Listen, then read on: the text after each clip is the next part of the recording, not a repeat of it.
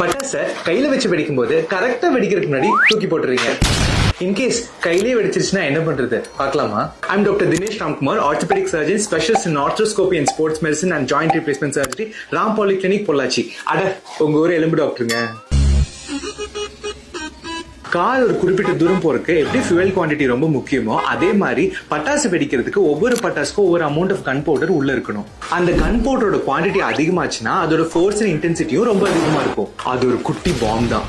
அந்த blast force உங்க கையில இருக்கிற குட்டி குட்டி ஜாயிண்ட்ஸ், போன்ஸ் எல்லாத்தையுமே உடைச்சிரும். போன்ஸ்க்கே இந்த நிலைமைனா ஸ்கின், நர்வ், ஆர்டரி இதெல்லாம் சொல்லவா வேணும்? என்ன டாக்டர், எங்க அண்ணாலாம் கையில வச்சுட்டே பிஜிலி வெடிலாம் வெடிப்பான். நான் முன்னாடியே சொன்ன மாதிரி கன் பவுடர் குவான்டிட்டி மேட்டர்ஸ். எந்த பட்டாசுல எவ்வளவு கன் பவுடர் இருக்குன்னு நமக்கு தெரியவே தெரியாது.